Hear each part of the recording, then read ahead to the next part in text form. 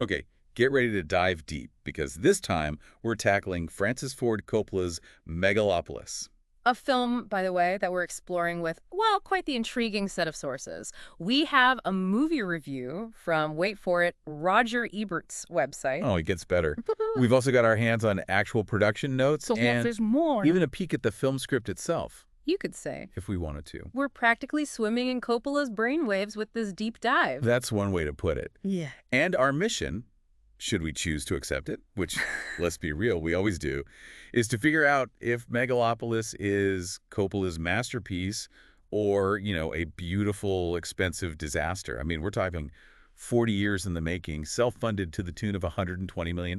Don't forget the rumors of enough on-set drama to fuel a whole separate deep dive. Oh, absolutely. So where do we even start with this one? Well, you've got to start with the fact that this wasn't just a film for Coppola. It was an obsession.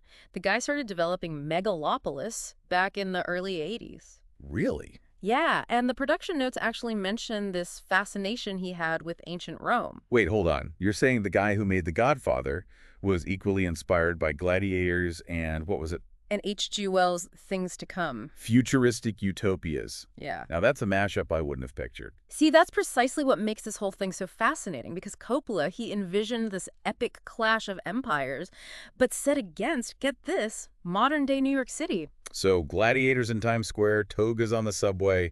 I'm already intrigued. Right. It's practically bursting with visual ambition. But even back then, in the early 80s, studios were hesitant. Really? Why is that? This kind of vision, merging historical epics with futuristic narratives, it was unheard of. Too risky. Ah, so that leads us to that Guardian article you dug up. Studios wouldn't touch Megalopolis, so. So Coppola basically said, hold my cannoli, and poured $120 million of his own money into it. Talk about believing in your vision. Or maybe, as some might argue after reading through all this, being completely out of touch with reality. Out of touch. How so? Well, this wasn't just some passion project tucked away in a drawer somewhere. The Guardian article goes into detail about on-set arguments, Coppola clashing with everyone from the art department to the visual effects team. Oh yeah, there were stories. At one point, he fired a huge chunk of the crew and had to rebuild those departments practically from scratch. It was quite the shakeup. Wow, talk about creative differences. That's some real old-school Hollywood drama right Yeah. there. But hey, despite all that chaos, Megalopolis actually got made.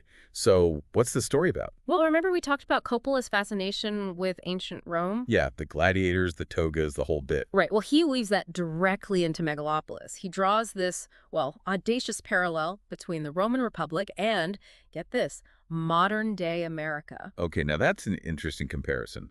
What's the connection? How does he even begin to connect those two worlds? The film's narrative is loosely based on the Catalan conspiracy. The what now? The Catalan conspiracy. It was a real historical event Okay. where this Roman senator, Catalan, he plotted to overthrow the Republic. Oh, so a real power struggle. Yeah. Betrayal, intrigue, the whole shebang. Exactly. Imagine a charismatic but disgruntled politician, someone who feels like the system is rigged against him, against the people he represents. Sounds pretty relevant to today's world, actually. Well, right. And that was Catalan. He saw the Roman Republic as corrupt, decadent, and he truly believed a radical shakeup was needed. So what did he do?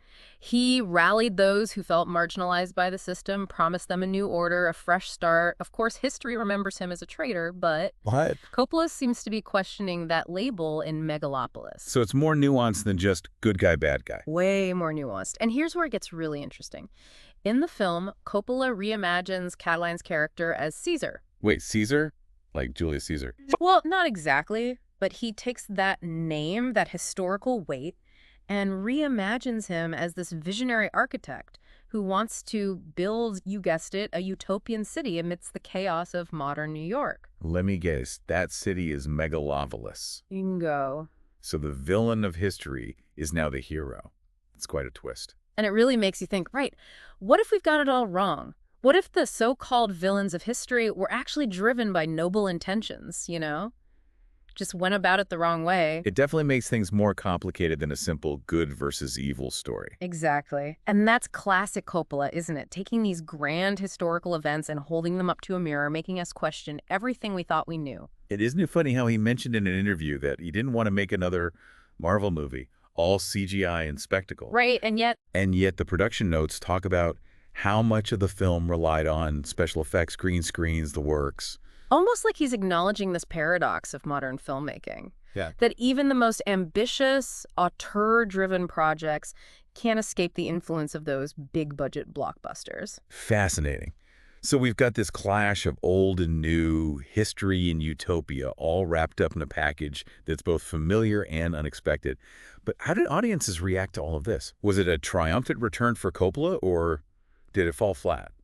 Well, from what I can tell from that Roger Ebert review you sent over, it seems like people either loved it or hated it. You know, No middle ground. it's funny, for a Coppola film, Yeah. that almost seems by design, wouldn't you say? Totally. I mean, Think about it. Remember Apocalypse Now? oh yeah. People walked out of theaters either calling it a masterpiece Yeah. or utter madness. Exactly. And decades Just later. classic. Exactly. So are we saying that Megalopolis might be destined for the same fate?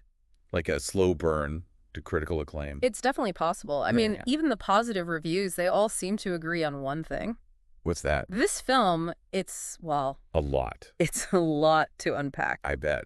Especially with those grand themes we were talking about earlier. Right. History, utopia, the role of the individual. I mean, it's not exactly light entertainment. And that's what makes this whole thing so fascinating, I think, because when you look at these sources, Megalopolis really does feel like a culmination of Coppola's lifelong obsessions. You've got the historical echoes of ancient Rome, the visionary architecture, this theme almost of one person challenging the status quo.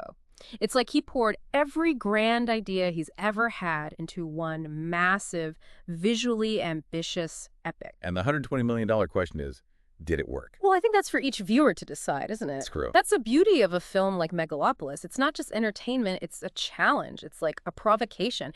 Coppola's not giving us the answers here. He's forcing us to ask the big, maybe even uncomfortable questions about power, about progress, and what kind of future we're building. So for our listeners who are about to experience Megalopolis for themselves, what should they be paying attention to? What's the key takeaway here? I'd say pay close attention to those parallels Coppola draws between ancient Rome and today. Okay. The way he reframes someone like Catiline as a potential hero, those subtle choices, those deliberate subversions, I think that's where the true brilliance or, the madness of Megalopolis reveals itself. There you have it. A deep dive into a film as audacious and ambitious as its creator. Will Megalopolis be remembered as Coppola's crowning achievement or his biggest folly? We'll let you be the judge.